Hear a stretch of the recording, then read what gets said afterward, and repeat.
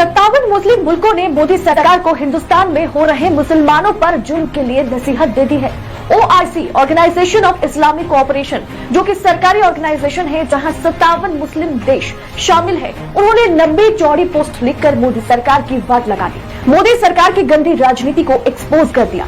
मुसलमानों के घर पर जिस तरह से बुलडोजर चलाया गया, जिस तरह से स्कूलों में हिजाब बैन किया गया, जिस तरह से मस्जिदों के नाम पर मुसलमानों की आस्था पर चोट पहुंचाई जा रही है, उसे लेकर ऑर्गेनाइजेशन ऑफ इस्लामिक कोऑपरेशन ने मोदी पर बड़ा एक्शन ले लिया है।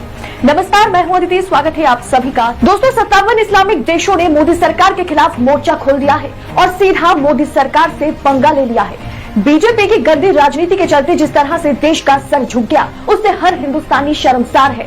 दोस्तों, कुवैत के सुपरमार्केट में भारतीय प्रोडक्ट्स को अलमारियों से हटा दिया गया, भारतीय प्रोडक्ट्स पर बैन लग गया। तमाम मुस्लिम मुल्क यही कर रहा है, इससे शर्म की बात और क्या हो सकती है। ऑर्गेनाइजेशन ऑफ इस्लामिक कोऑपरेशन ने इस मामले को इतना भी आसानी से छोड़ने वाला नहीं है। OIC ने मोदी सरकार के लिए 5 ट्वीट्स किए, जहां उन्होंने मोदी सरकार से इंडिया में मुसलमानों पर हो रहे अत्याचार और जबरदस्ती पर एक्शन लेने के लिए कहा है। पहला ट्वीट आपके स्क्रीन पर दोस्तों, इस्लामिक सहयोग संगठन के महासचिव ने भारत के सत्ताधारी पार्टी के एक अधिकारी द्वारा पैगंबर मोहम्मद के हालिया अपमान की कड़ी निंदा की। मानहानि के ये मामले भारत में इस्लाम की बढ़ती नफरत और मानहानि का हिस्सा है और भारतीय मुसलमानों के खिलाफ जिस तरह से मुहिम चलाई जा रही है, भारत के अलग अलग राज्यों में स्कूलों में हिजाब पहनने पर जो रोक लगाई गई है, उस पर सरकार विचार करे। मुसलमानों की संपत्तियों को नष्ट करना और उनके खिलाफ बढ़ती हिंसा, इन पर मोदी सरकार कार्रवाई करे। OIC भारतीय अधिकारियों से मानहानि की इन घटनाओं और महान पैगंबर और इस्लाम के अपमान को निर्णायक रूप से संबंधित करने और मुसलमानों के खिलाफ हिंसा को भड़काने वालों से जवाबदेही का आह्वान करता है।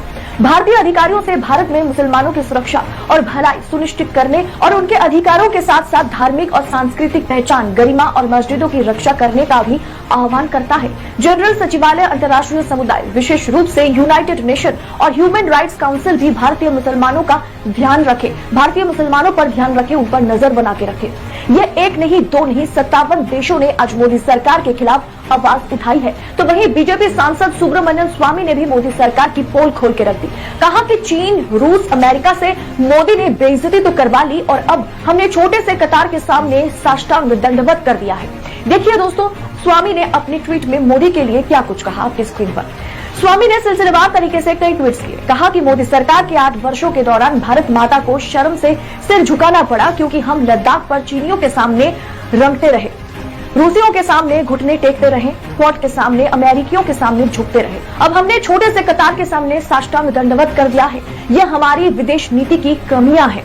एक अन्य ट्वीट में स्वामी ने कतार के साथ भारत के आर्थिक संबंधों को लेकर भी हमला बोला। उन्होंने कई हिस्सेदारियों के बारे में भी बताया। मुंबई हवाई अड्डे में कतार की हिस्सेदारी के बारे में नया क्या है। हाल के घटनाक्रम से पता चलता है कि कतार की नई दिल्ली में नॉर्थ और साउथ ब्लॉक में पहले से ही हिस्सेदारी है। वास्तव में NSA की एक शाखा दोहा से संचालित होती है। एक गुजराती अपराधी के अपहरण में कतार के विमानों का इस्तेमाल किया गया था। हमारी मेन स्ट्रीम मीडिया भले ही इन मुद्दों पर आंखें बंद कर ले, लेकिन विदेशी मीडिया, चाहे न्यूयॉर्क टाइम्स हो, वॉशिंगटन पोस्ट हो, अल जजीरा हो, लगातार हिंदुस्तानी मुसलमानों के साथ बीजेपी सरकार और भाजपाई गुंडे क्या कुछ करते हैं, उसकी रिपोर्टिंग लगातार ये तमाम विदेशी मीडिया करती रही। और आज भाजपा प्रवक्ता ही भाजपा और मोदी के लिए गले का कांटा बन गए हैं। लेकिन अब इन चाटुकारों को कौन समझाए कि जर्मनी या जापान में ढोल नगाड़े के साथ नाचने लगे तो कोई विश्व गुरु नहीं बन जाता। दुनिया के उच्च और सबसे खूबसूरत मुल्क भारत का क्या हश्र मोदी ने बनाया, वो आज सबके सामने है। क्या इतना कुछ के बाद भी आप मोदी को विश्व गुरु मानेंगे? देश का जिस तरह से दुनिया के आगे फजीहत हो रही है, उसके लिए आप किसे जिम्मेदार ठहराएंगे?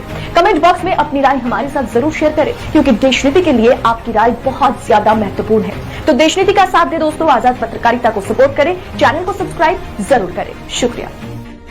देश की राजनीति की हर खबर सबसे पहले पाने के लिए सब्सक्राइब करें देश नीति को और खास नोटिफिकेशन के लिए बेल आइकॉन को